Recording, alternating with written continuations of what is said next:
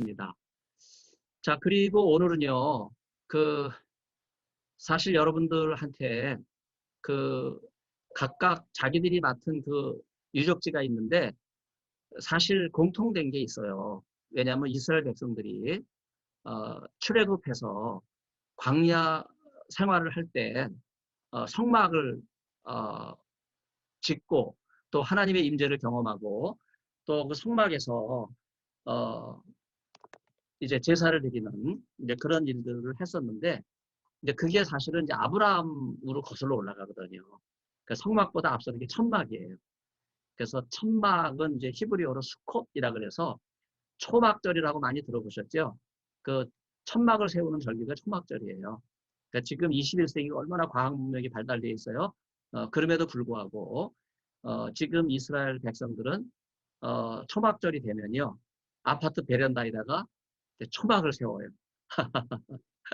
자기 집 마당에 초막을 세워요. 그래서 수콧, 또 이걸 수카라고도 하는데 수콧 절기를 지킵니다. 그게 초막절인데 아브라함부터 시작되는 거예요. 그래서 오늘 강의는 아브라함부터 시작해서 이스라엘 백성들이 출애굽해가지고 다시 가나안 땅에 들어갈 때 옛날 갈대아우르 에서 아브라함이 하나님의 인도를 따라 가나안 땅에 온 것처럼 아비 본토 친척 아비 집을 떠났던 그 아브라함의 천막 생활이 이제 가나안에서 뿌리를 내리고 또 부엘세바에서 영원히 사시는 하나님께 제사를 드리는 이제 그런 천막을 우리가 이해하고, 그 다음에 이스라엘 백성들이 애굽에 종살이하다가 나왔을 때 다시 이제 성막을 세우고, 그리고 그 성막이 실로를 거쳐서 실로의 예루살렘 성전 모형이 이제 처음 실로에 있었거든요. 그래서 이제 실로의 성막도 우리가 보고, 그리고 마지막에는 솔로몬의 성전을 우리가 이제 보면서 성전이 지니는 의미, 하나님의 도성, 하나님의 나라의 의미, 이런 거를 생각하려고 그렇게 합니다. 자, 그러면요, 오늘 강의를 조교가 PPT로 만들어줬는데 우리 김정아 전도사님이 지금부터 화면을 공유하면 화면 공유를 통해서 여러분들이 수업을 진행해 보도록 하겠습니다.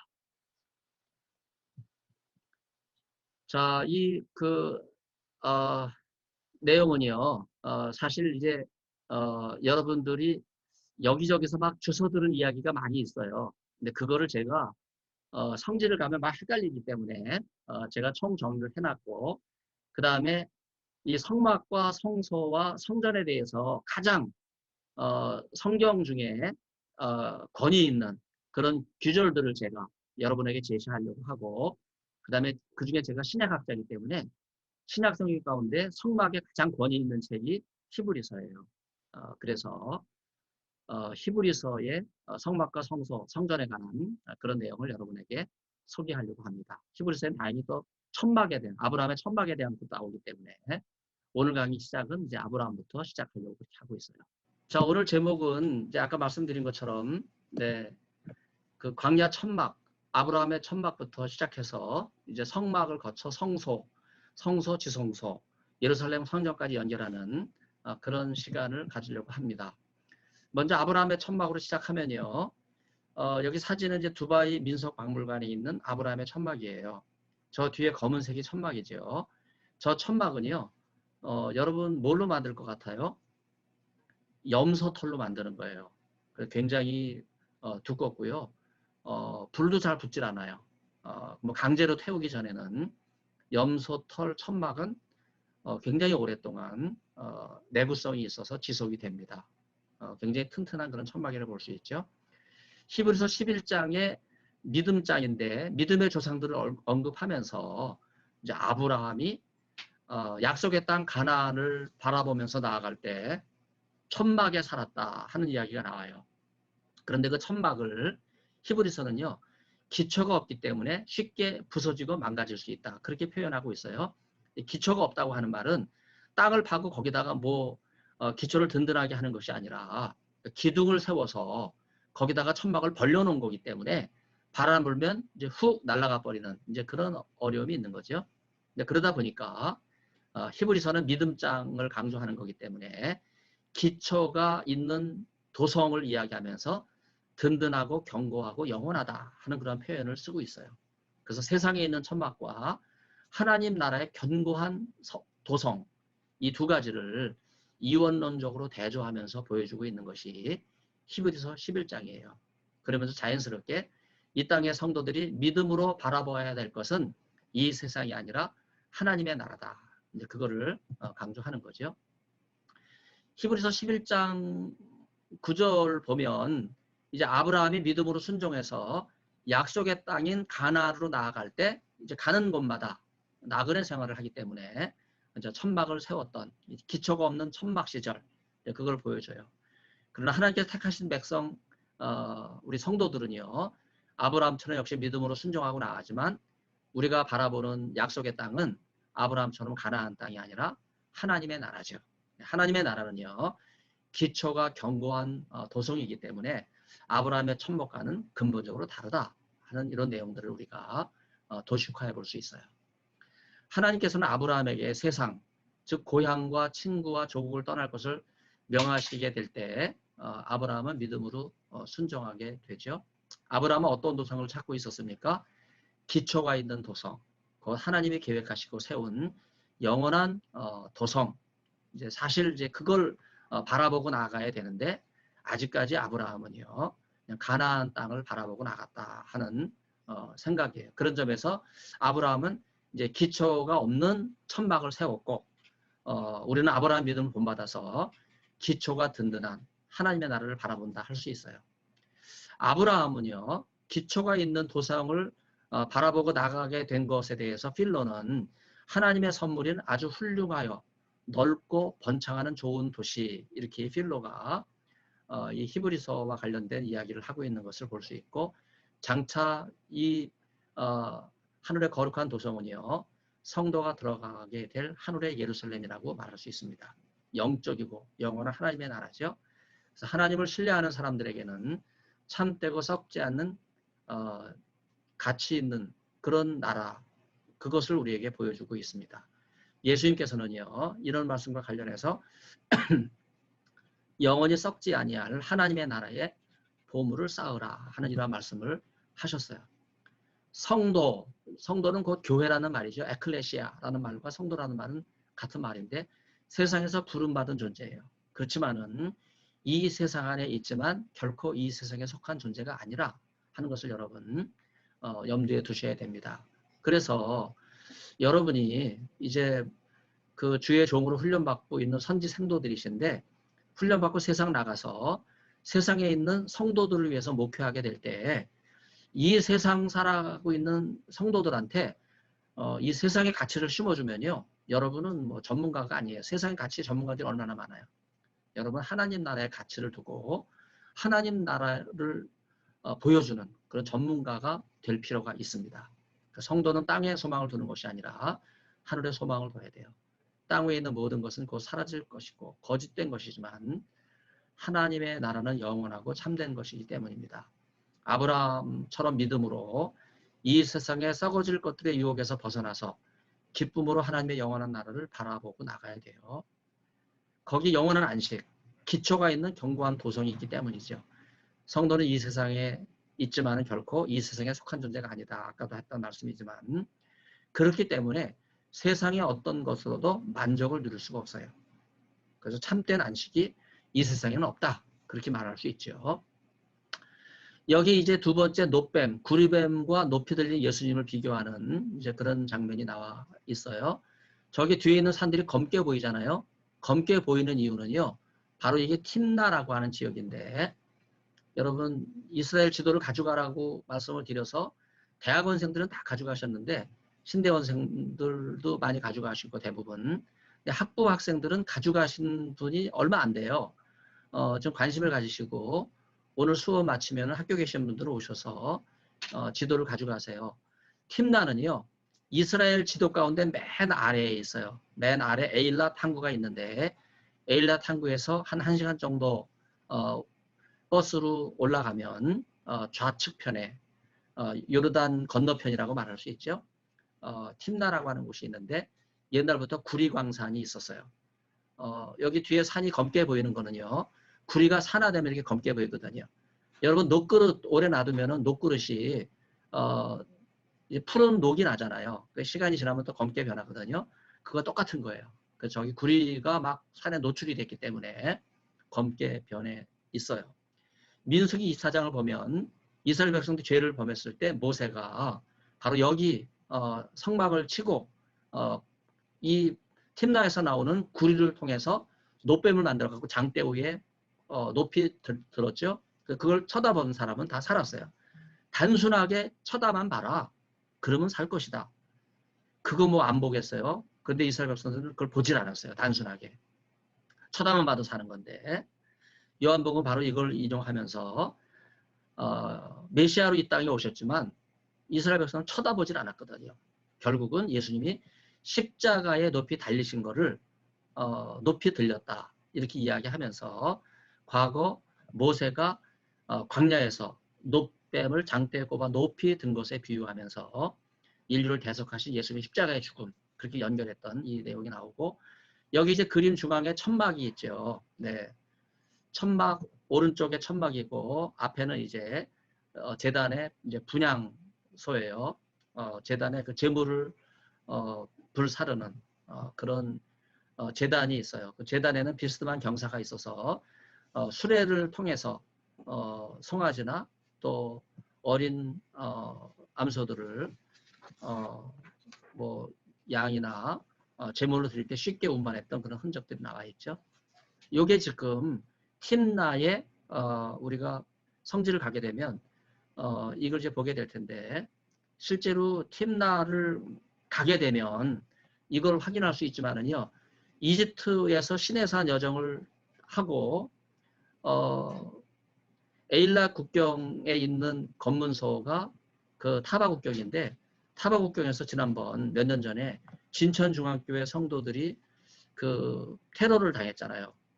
그래서 몇 분이 죽었는데 이제 너무나 안타까운 일이지요. 인솔했던 그 김동환 목사님 장신대 성지연구원 이사이시기도 했는데 발목에 부상도 있고 이제 그런 일이 있어서 아직도 그 지역이 우리나라에서는 굉장히 위험 지역으로 분류를 해놔서 타바 국경으로 올라갈 때는 여기 흰나를 갈 수 있지만 그렇지 못한 상황이기 때문에 시내산까지 갔다가 우리가 거기서 타바 국경을 올라가질 않고 시내 반도 남쪽에 있는 이집트 관광도시에서 비행기를 타고 옮길 생각을 하고 있거든요. 근데 그때 이스라엘로 갈지 아니면 암몬으로 갈지 아니면 페트라로 갈지 이제 그거는 지금 비행표는 누구도 장담을 못하는 상황이기 때문에 현재 시내산 가더라고요. 계속해서 이제 그런 상황이지만은 우리는 이제 타바 국경을 통과를 못하기 때문에 팀나를 가게 되지는 못할 것 같아요. 그래서 여러분 사진으로만 이렇게 확인하셔도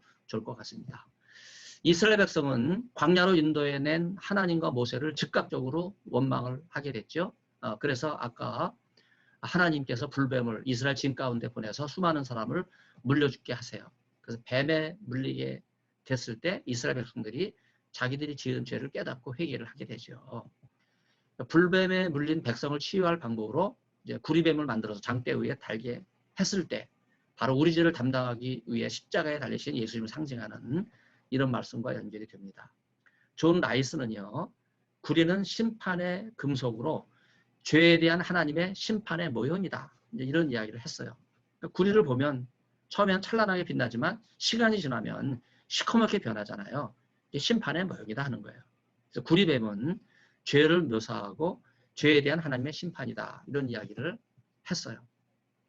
그 성막이 이제 팀나에 재현된 이제 그걸 통해서 성막에 대해서 이야기하고 대표 구절 몇 구절 제가 아까 말씀드린다고 했는데 바로 그 첫 번째가 이제 출애굽기 40장이에요.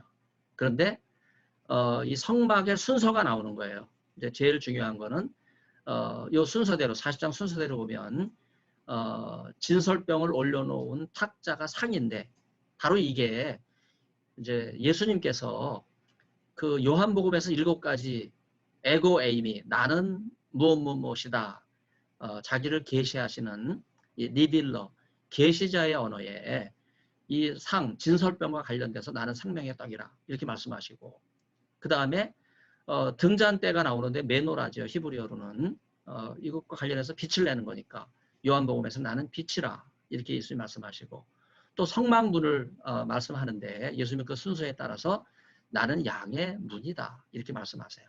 그리고 번제단 혹은 제단에 대해서 이야기하는데 예수님은 선한 목자는 양들을 위해서 생명을 버린다. 이 번제단과 관련된 이런 말씀 하시죠. 그 다음에 우리말에 이제 물구멍 이렇게 나오는데 물구멍은 물이 들어가는 그 구멍이면서 동시에 물이 솟구치는 거예요.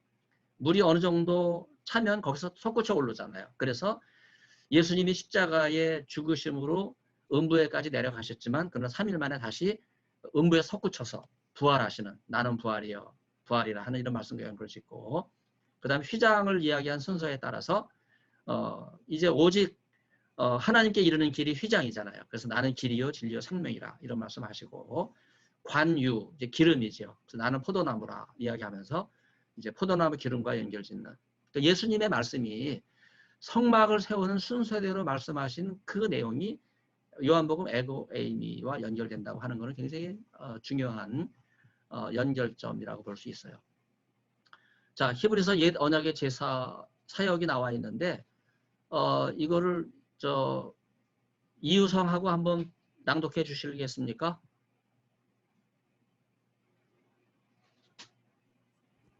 그 히브리 이거 여기 적혀 있는 거 읽으면 네, 되는 거겠습니까? 그대로 한번 낭독해 주세요. 히브리서 9장 1절에서 10절 말씀입니다. 첫 번째 언약에도 섬김의 규칙과 세상의 성소가 있습니다. 거기에 성소라 불리는 첫 번째 성막이 세워지고 그 안에 촛대뿐만 아니라 상과 진설병이 있기 때문입니다.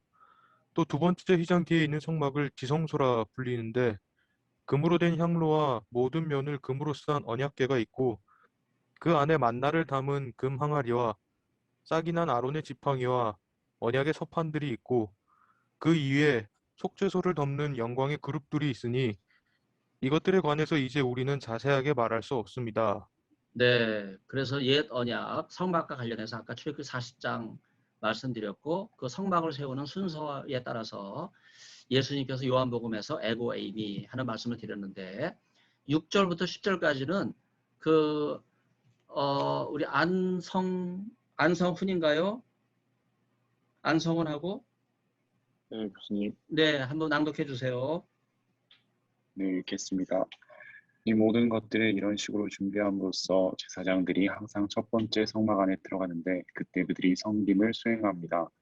그러나 두 번째 성막 안으로 한 해에 한 번만 대제사장이 홀로 들어가는데 피 흘림 없이 들어가지 않으며 그는 자기 자신을 위하여 그리고 백성들이 모르고 지은 죄를 위하여 제사를 지냅니다. 성령께서 첫 번째 성막에 서 있는 동안에 성소로 들어가는 길이 아직 드러나지 않았다고 알려주십니다. 첫 번째 성막은 현재까지 상징으로 남아있는데 옛 시간에 바친 예물과 희생 제물들이 섬기는 그 사람의 양심까지 온전하게 할 수 없었습니다. 다만 먹고 마시고 여러 가지 씻는 것들에 관한 것은 수정할 때까지 부과된 육체의 규례들입니다. 네, 그 여기 사역이라고 해놓은 거는요. 우리 학부학생들 위해서 제가 좀 친절하게 설명을 드리면 우리말 개정개혁판과 달리 제가 헬라어에서 직접 번역한 개인의 번역이다. 그게 사역이라는 거예요. 그래서 여러분에게 좀 정중하게 존댓말로 이렇게 소개를 했는데 여기 향로라고 하는 단어는요. 향단으로 번역을 할 수 있어요. 그래서 공동 번역은 금 향로를 풀어서 금으로 만든 분향재단 향단으로 그렇게 번역을 하고 있어요. 출애굽기 30장에도 이제 이와 관련된 내용이 나오는데 분향단은 지성소에 있던 게 아니라 성소에 있어요. 그래서 성소와 지성소, 성막은 이렇게 둘로 나눠지거든요. 이게 대표적인 거예요. 히브리서가 또 이걸 보여주고 있고 그게 출애굽기가 보여주고 있는 그런 내용이거든요. 그래서 분향단은 지성소에 있는 게 아니라 성소에 있다는 거죠. 지성소와 성소는 어떻게 구분되냐 하면 지성소는 1년에 한 번 대제사장이 대속죄일에만 들어가는 거예요. 이따가 대속죄일에 대한 설명이 나오니까 자세한 건 드리지 않고 그냥 지성소는 대제사장만 들어간다. 성소는요 일반 제사장이 들어가는 거죠. 그래서 지성소와 성소는 하나의 천막으로 되어 있지만 그 사이를 그 이제 텐트 안에 성막 안에 커튼으로 막혀 있어요. 그래서 이제 커튼을 열고 예수님 십자가에서 운명하실 때 그 커튼이 예루살렘 성전에서 커튼이 위에서부터 아래로 찢어졌다. 밑에서부터 찢으면 사람이 한 건데 위에서부터 찢어졌기 때문에 하나님께서 하신 일이다. 그런 거를 여러분이 아마 들어보셨을 거예요. 그런데 히브리서가 분향단을 지성소의 기구처럼 언급하는 이유는요. 대제사장이 1년에 한 번 속죄일에 대속죄일이죠. 향을 피운 향로를 가지고 지성소에 들어가게 되는데 향로의 불을 성소의 분향단에서 취했기 때문에 여기 분향단이 지성소 기구처럼 얼핏 보이지만 그렇지 않다는 거죠. 분향단에 취해서 향을 가지고 향로에 담아서 옮겼다 하는 것을 여러분들이 생각해 볼 수 있어요. 그 성소는요. 금향단에 대해서 언급하는 것이 아니라 1년에 단 한 차례 대제사장이 지성소로 가지고 들어가는 금향로에 대해서 언급하는 것으로 그렇게 정리해야 된다 하는 것이 제 생각입니다.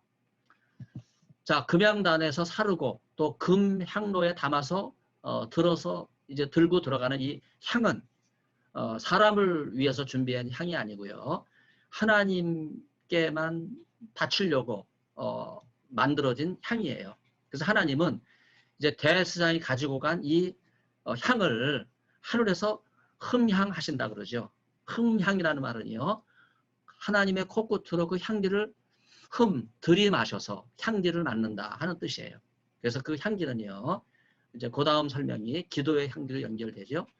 분향시에 피어오르는 향기의 연기, 향연, 대제사장이 속죄제에 접근하게 될 때 속죄받도록 한 것으로 하나님께 드리는 향기로운 찬양과 기도를 상징하는 이런 내용으로 우리가 이해를 할 수 있겠습니다. 성막의 구조와 기물 그리고 그 기능은요. 히브리서에 의하면요. 하늘에 있는 참 성소의 대제사장이신 그리스도를 보여주고 있는 거예요. 결국은 이제 오늘 강의 아브라함의 천막부터 또 성소의 그 성막부터 또 예루살렘 성전까지 연결할 때 그 중심에는 대제사장으로 오신 예수 그리스도를 보여주는 목적이 있다. 여러분이 그렇게 생각하시는 게 이제 제일 중요한 관점이에요. 특별히 우리가 이런 관점에서 예루살렘 성전도 70년에 무너졌고 더 이상 이스라엘 백성 유대인도 성전 제사 드리지 못하잖아요. 그럼에도 불구하고 우리가 성막에 대해서 성소에 대해서 관심을 기울여야 되는 이유가 어디에 있을까? 그 이유는요. 레위기 16장 12절에 지상 성막의 지성소에서 대제사장이 분향하면서 자신과 백성을 위해서 기도한 것은 하늘의 참 성소에서 대제사장으로 섬기시는 그리스도께서 성도들을 위해서 기도하시는 것을 알게 해줘요. 그래서 그리스도께서는 언제든지 끊임없이 중보하고 계시는 그런 내용을 우리가 요한일서와 관련해서 생각해 볼 수 있습니다. 금으로 싼 언약궤가 나오죠. 이 언약궤는 뭘로 만들었나? 아카시아 나무 일종인 조각목으로 만들었어요. 히브리어로는 시딤이라고 그러죠. 그 시딤 골짜기는 느보산 밑에서 여리고로 내려가는 그 사해 인근 유다 광야 거기가 이제 시딤 골짜기죠. 성경에 시딤 골짜기가 나오잖아요. 이제 그렇게 많이 흩어져 있었던 바로 그 나무를 가지고 만든 거예요. 이제 목사님들이 조각조각 정성을 다해서 만들었다.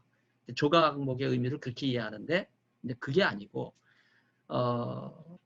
유대 광야에 유일하게 크게 자라는 나무는 바로 이 시딤 나무밖에 없었어요. 그래서 그걸로 가장 구하기 쉬운 나무로 언약궤를 만들었다. 이제 그렇게 말할 수 있죠.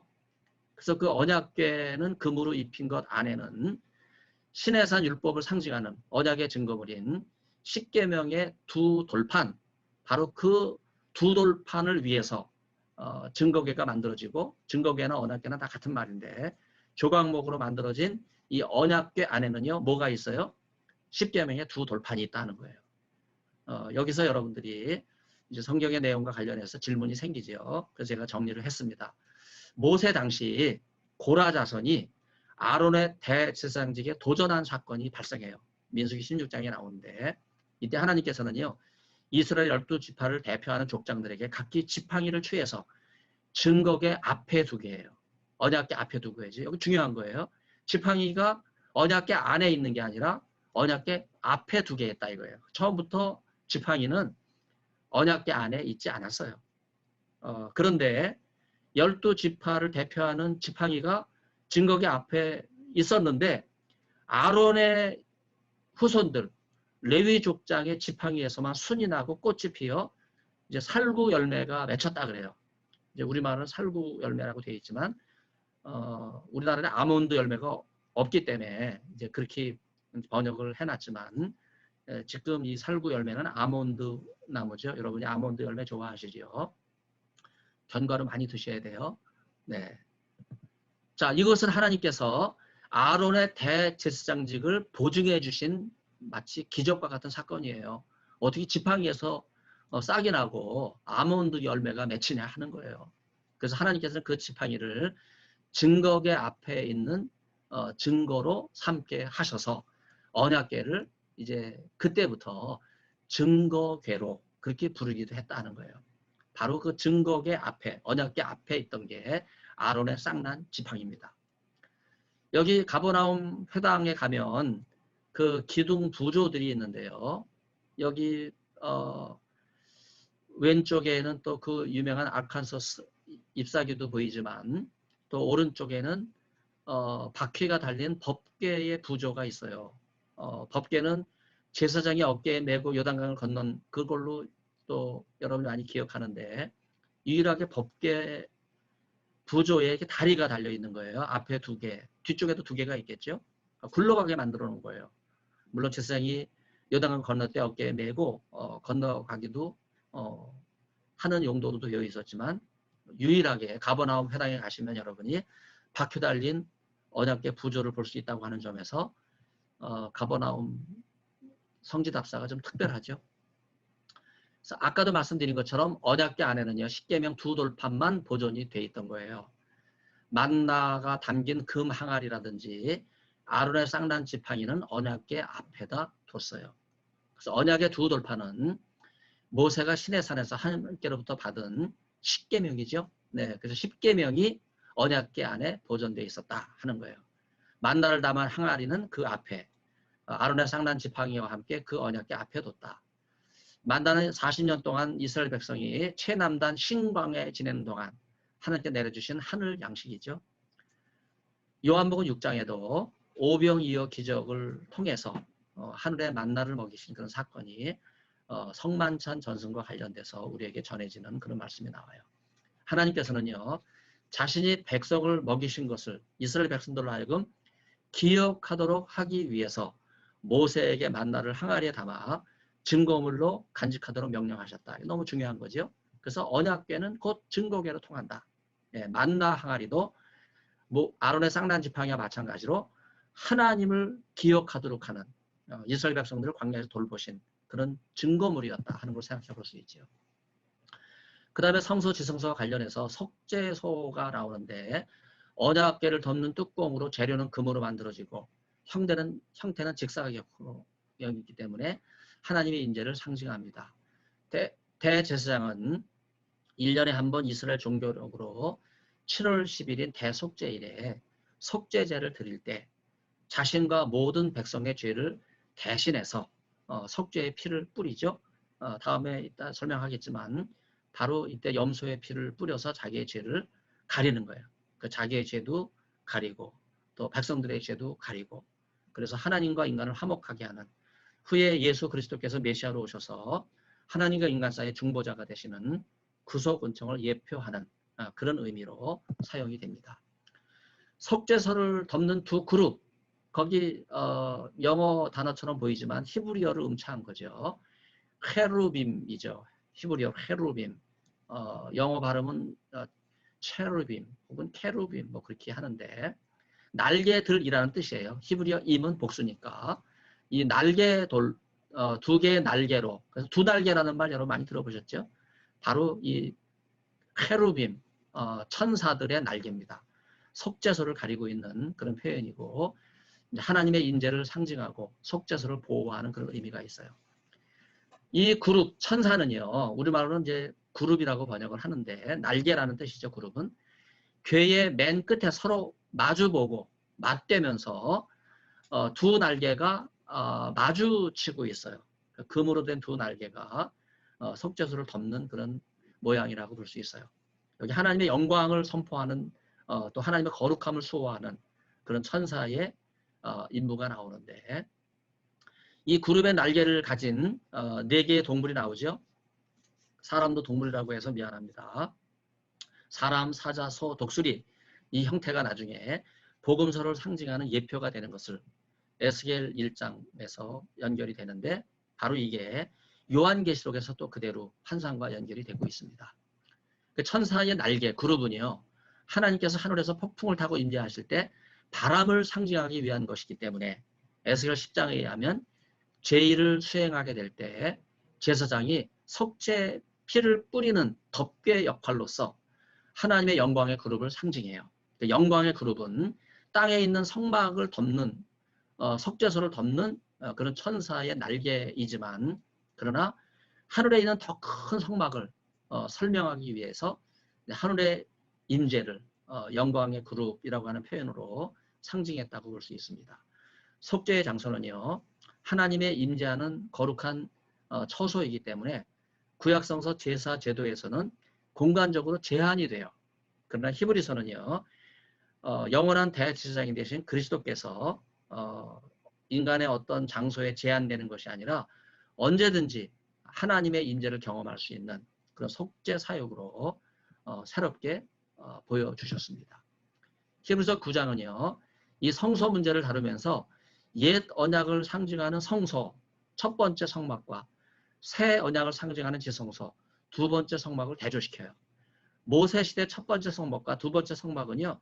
각기 성소와 지성소를 가리켜요. 이게 지금 우리가 예루살렘 성전 모형에서 성소와 지성소 그렇게 이해하는 두 개의 핵심 요소들입니다. 구약 성서의 속죄제가 그리스도의 구속사역과 어떤 연관성이 있는가?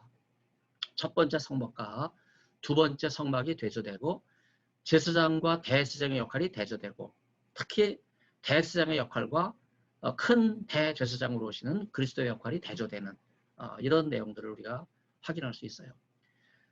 장소 개념의 두 성막, 그 다음에 시간 개념, 구약과 신약 성서 어떻게 보면 구약 성경의 불완전성을 극복하고 히브리서는요. 완전하고도 영원한 하나님의 인재를 메시아로 오신 그리스도의 구속 사역을 보여주기 위해서 히브리서 9장에서 상세한 설명을 한 겁니다. 자, 그러면 시내산과 시온산에 대한 말씀을 이제 히브리서 12장인데 정재은 하고 있으십니까? 한번 봉독해 주시죠. 네, 참으로 그 광경이 얼마나 무서웠는지 모세가 말하기를 나는 극도로 무섭고 떨리나이다 라고 말하였습니다. 그러나 여러분은 시온산 곧 살아계신 하나님의 도성인 하늘의 예루살렘에 이르렀습니다. 네, 여기 12장 21절을 보면요. 무슨 광경인지 유추가 되죠. 모세가 막 두렵고 떨리는 그런 그 감정을 경험했던 장소, 떨기나무 가운데서 그런 경험을 했고 또 두 돌판을 받은 호렙산에서 이제 그런 경험을 했는데 21절은요. 산이라고 하는 헬라어로 말하면 호레이라고 하는 단어가 나오질 않아요. 호렙산, 시내산을 증폭시키는 그런 내용은 충분히 우리가 이 구절에서 확인을 할 수 있죠. 그리고 이 22절은요. 21절과 관련해서 21절은 분명히 호렙산 시내산인데 22절은 시온산을 이야기하면서 호렙산과 시내산은 두려움과 떨림으로 뭔가 명확하지 않았는데 그러나 시온산에서는 예루살렘 성전이 있는 곳이죠. 명확하게 모든 것이 보여진다. 이런 걸 이제 보여주면서 하나님의 장엄함과 동시에 하나님에 대한 경외, 두려움 이런 거를 각인시켜주는 이제 그런 규절이 히브리서에 있는데 여기 시내산에 있는 섬 캐더린 수도원을 여러분에게 보여주는데요. 이게 시내산 수도원이에요. 그리스 정교회가 오랫동안 거의 뭐 한 1700년 동안 이곳의 수도원을 간직하고 있죠. 이집트초는 그 안토니우스를 이야기하는데 이제 안토니우스가 나중에 그 지금 안토니우스 수도원이 있는 장소로 옮겨가죠. 그래서 거기서 안토니우스 수도원이 이제 수도원 운동의 첫 번째 수도원으로 세워져요. 수도원은 광야의 그 수도사들이 묵상하고 하나님을 만나는 체험의 장소예요. 그래서 세계에서 가장 오래된 수도원은 다 이집트에 있습니다. 첫 번째 수도원이 안토니우스 수도원. 이 시내산 수도원은 그로부터 한 200~300년 뒤에 지어진 거죠. 이게 유명한 거는요. 바로 이 성 캐더린 수도원에서 시내산 사본이 발견이 돼요. 그게 4세기 사본이거든요. 굉장히 놀라운 사본이죠. 장신대 도서관에 보면 시내산 사본 두루마리가 있어요. 물론 사본이에요. 세계 100개밖에 없는 사본이죠. 여러분 전 세계 교회가 얼마나 많아요. 나라 수도 200여 개가 되는데 장신대가 그 두루마리를 갖고 있다고 하는 거는 장신대 성지연구원의 위상이 대단한 거죠.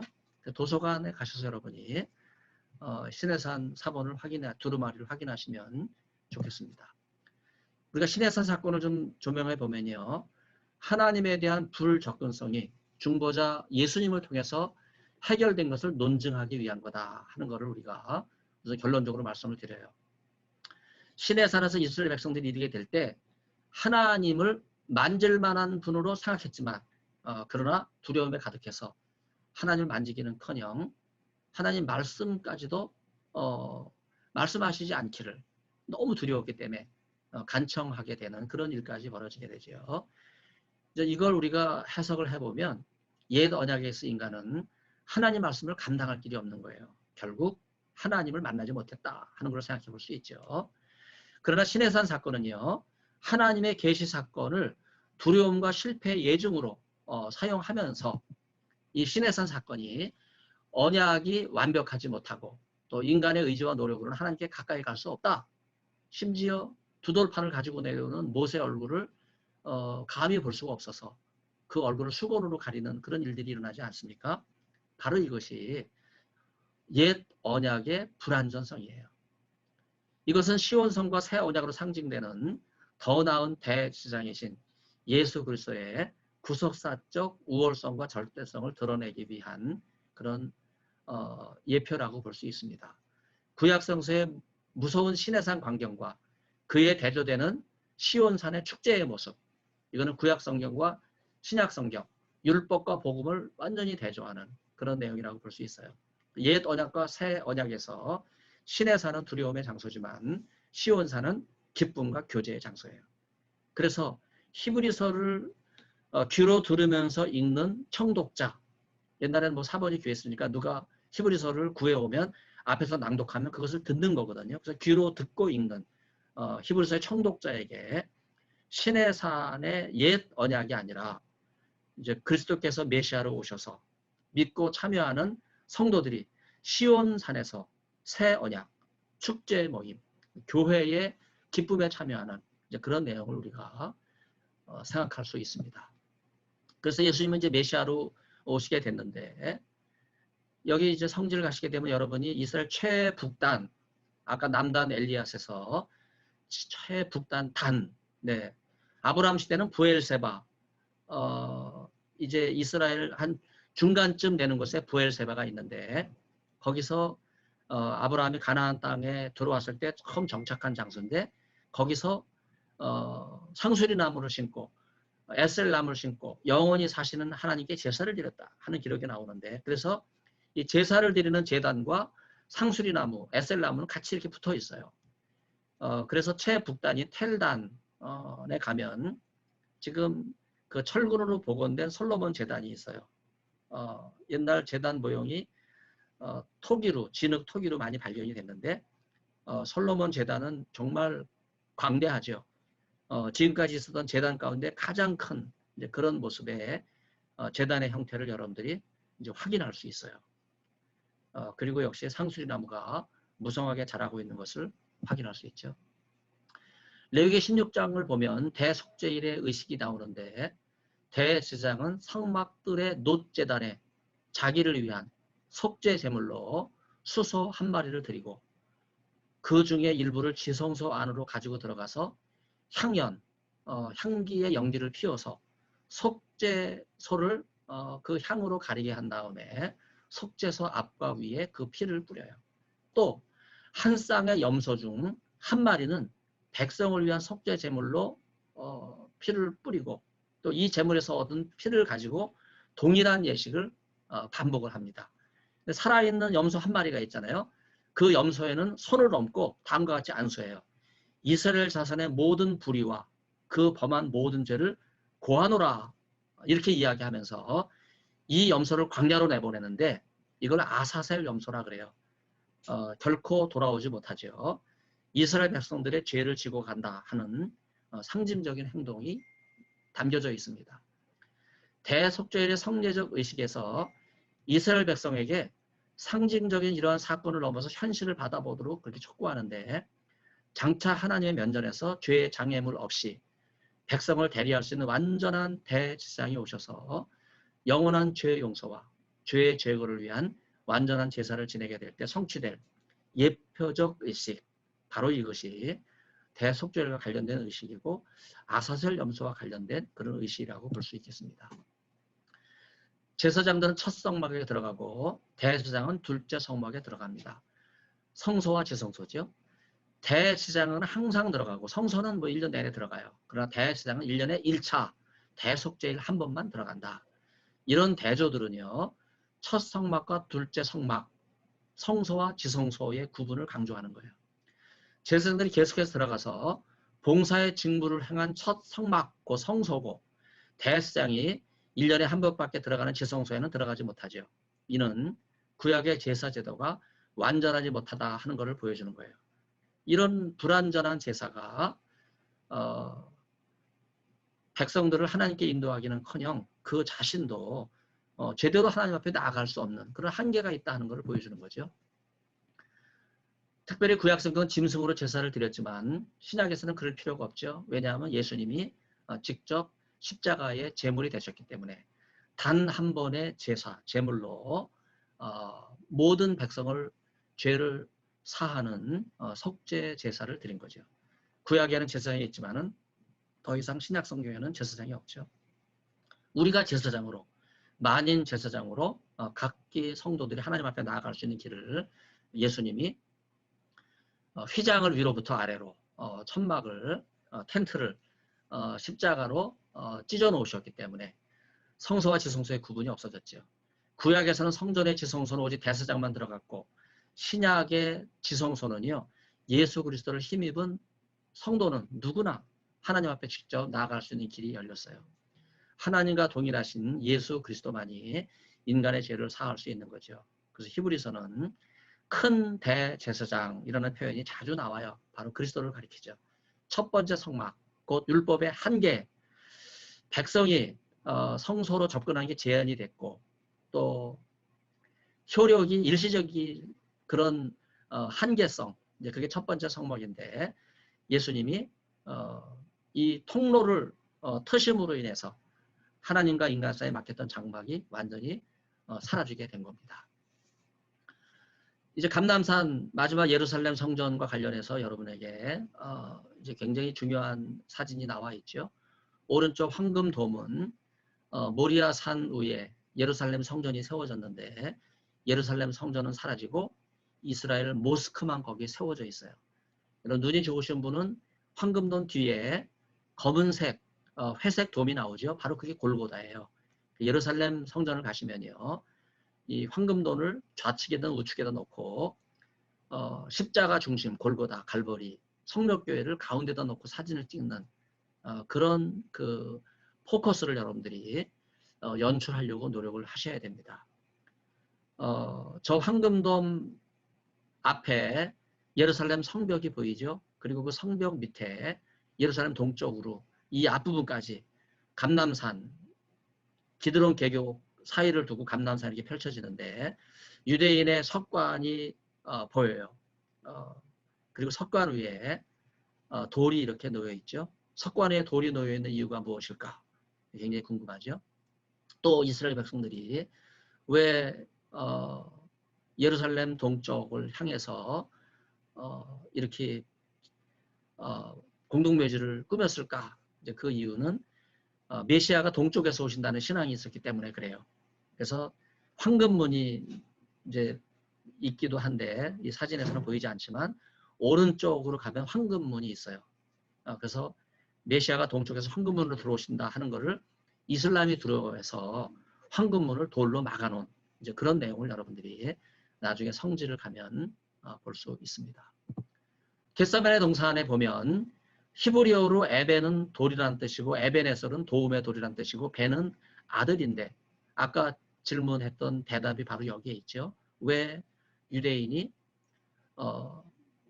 무덤 석관 위에다가 돌을 올려놨나. 이거는 돌은 에벤이고 아들은 벤인데 조상의 무덤에 왔다 갔다가 에벤 돌을 얹어놓고 가면서 후손들이 다녀갔다. 이제 그런 의미로 유대인의 무덤에 아들, 후손, 벤이 다녀갔다 하는 의미의 상징이라고 볼 수 있어요. 그러니까 돌을 다정하게 쌓아놓고 그 흔적을 남겨놓은 이런 내용들을 여러분들이 성지 가서 놓치시면 안 되죠. 예수님께서 하신 말씀 가운데 떡을 구하는데 아비가 돌을 주겠느냐 이런 말씀도 나오죠. 베들레헴 그래서 베들레헴의 떡집이라고 하는 뜻인데 바로 예수님께서 이 베들레헴 떡집에서 또 광야 마귀의 시험 받으실 때 이 돌로 떡동이게 되라 하는 이 마귀의 시험 다 이 돌과 연결되어 있는 그런 내용. 그 떡을 연결짓는 그런 말씀도 있어요. 아까 예루살렘 성전 사진 여기 다시 또 나왔는데 다음 제가 수정할 때는 황금문 사진을 여기다 넣으면 좋을 것 같습니다.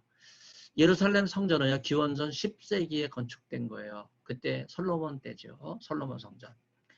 예루살렘 성전의 크기는 아라 성전과 비슷한데 광야 시절 성막의 규격을 따른 거예요. 그래서 예루살렘 성전의 크기는요. 여러 후대에 이 크기가 다르게 나오기 때문에 제가 예루살렘 성전을 이야기하면서 이 성경 구절을 근거로 한 크기는요. 길이가 20m고 너비가 15m예요. 성전의 구조는 예루살렘 성전은요. 성소와 지성소로 되어 있어요. 여기 여러분 질문이 생길 거예요. 성전의 뜰은 뭐냐? 그래서 이제 그 질문에 대한 대답을 하겠어요. 성전의 뜰은 필로의 주장에 나와요. 필로는 예루살렘 성전을 세 부분으로 나눴어요. 성소와 지성소, 성전 뜰 이렇게 나눴죠. 뜰을 먼저 이야기하면 가장 큰 방이에요. 거기에 동물로 희생제사를 드리는 큰 제단이 있었어요. 그리고 희생제단은 성소 맞은편에 있었죠. 여러분 아까 보시면요.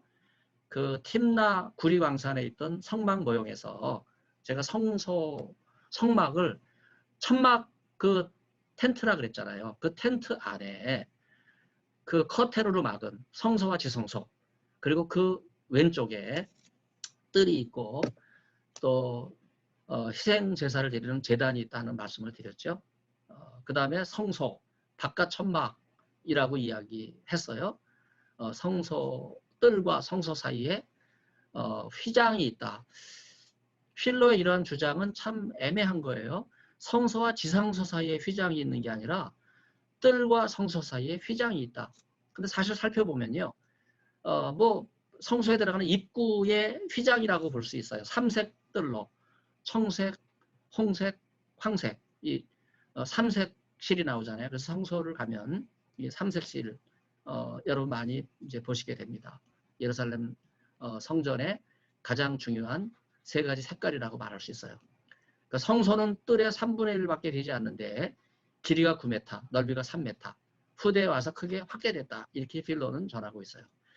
지성소 안에 있는 천막이라고 이야기하고 가장 작은 방으로 성소의 서쪽 벽과 중앙과 연결되어 있다. 예루살렘 성전을 이야기하니까 서쪽 벽을 얘기하는 거예요. 네. 성소와 지성 사이에 휘장이 있다. 이거는 뭐 출애굽기 내용 그대로고 필로는 성소 앞에 휘장을 베일이라 부르고 지성소 앞에 휘장을 커튼이다. 이렇게 불렀어요. 같은 커튼도 베일과 커튼으로 휘장을 이렇게 구분했던 그 두 휘장이 서로 같지 않다. 필로가 어떤 전설을 근거로 해서 이렇게 이야기했는지는 이제 연구의 대상입니다. 예수님께서 십자가에 숨을 거두실 때 위로부터 아래까지 두 폭으로 찢어진 것은 이제 공간복음에 표현이 되어 있는데, 이제 그걸 필로는 이 전승을 전해 듣고 베일과 커튼, 그렇게 휘장을 둘로 나눈 것이 아닌가, 이제 그런 생각도 들어요. 분명히 필로는 예수님 동시대 사람이고 예수님의 전승을 많이 전하고 있기 때문에 거기에서 기원된 것이 아닌가 하는 생각을 합니다. 그러나 요세푸스, 당시 또 예수님 당대의 유대 역사가인데 헤롯 성전에 대한 기록이 나와요. 필로와는 달리 두 부분으로 이야기하죠. 성전 뜰을 얘기 안 해요. 성소와 지성소. 성경 그대로 나오죠. 출애굽기에 있는 내용. 성전의 길이는 아까 이야기한 것보다 길이는 더 크고 넓이는 또 좁아요. 그래서 분명히 요세푸스는 또 다른 전승에 입각해서 이 길이를 이야기하는 것 같습니다.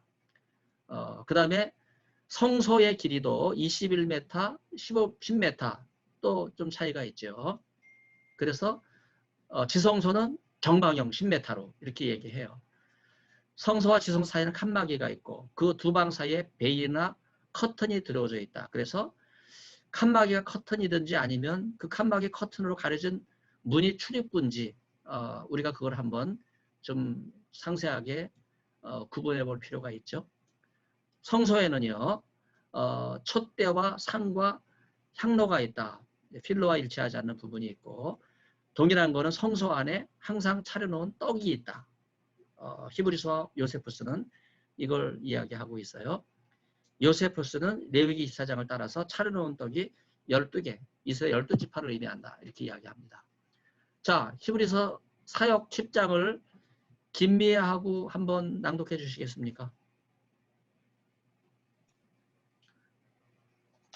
예루살렘에서 단번에 희생 제물이 되신 그리스도, 참으로 모든 제사장이 날마다 서서 섬기고 자주 동일한 희생 제물들을 드리지만 결코 죄를 제거할 수는 없습니다.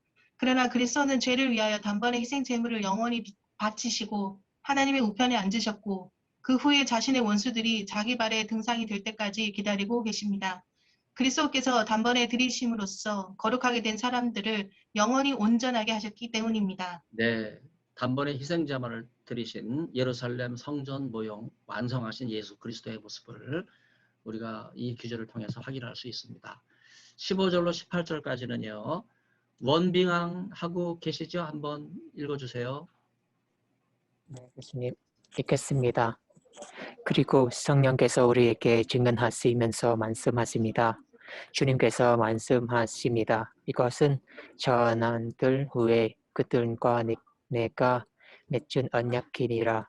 나는 나의 법은 그들의 가슴에 둔 것이고 그들의 마음에 기록한 것이니라.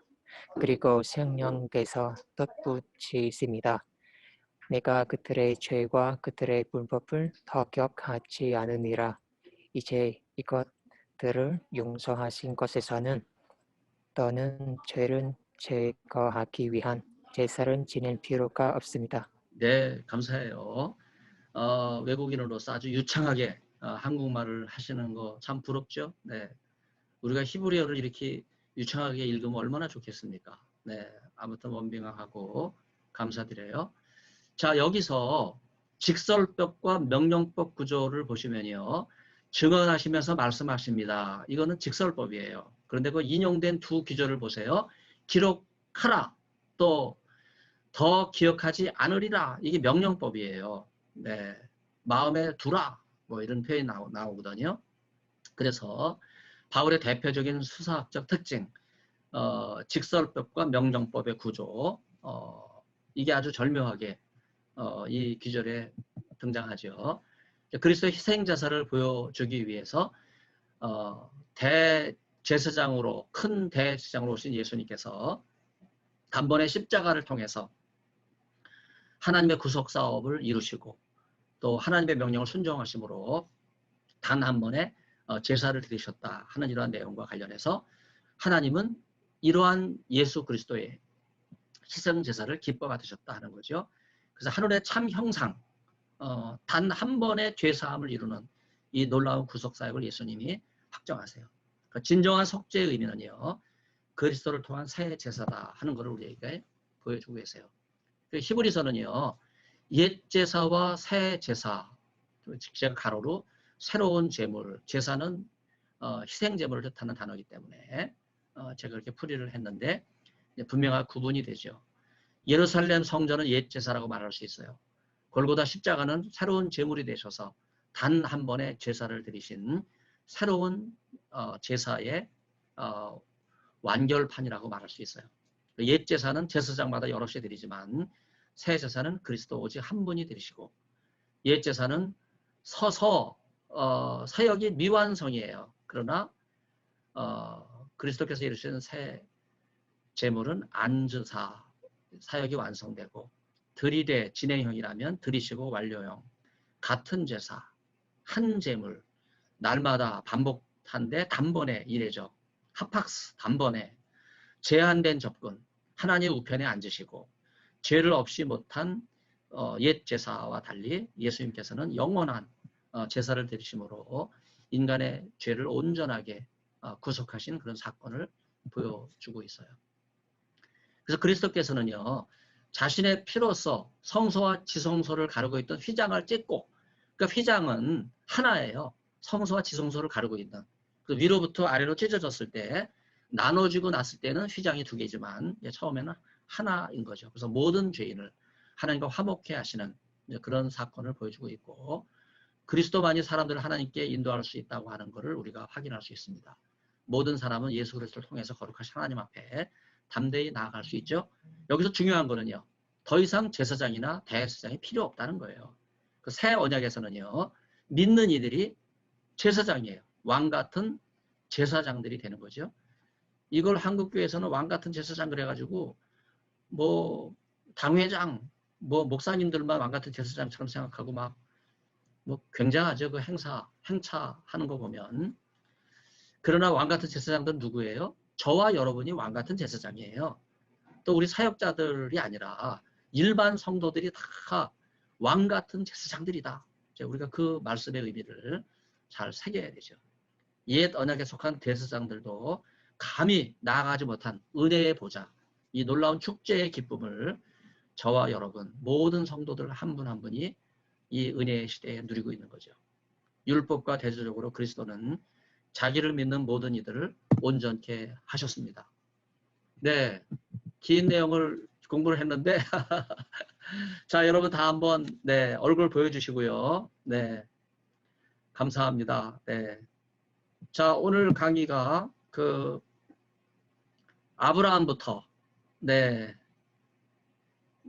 예루살렘 성전까지 예수님에게 초점이 모아지는 예언과 성취, 사실 성지를 갈 때 제일 중요한 거는 예루살렘 성전이에요.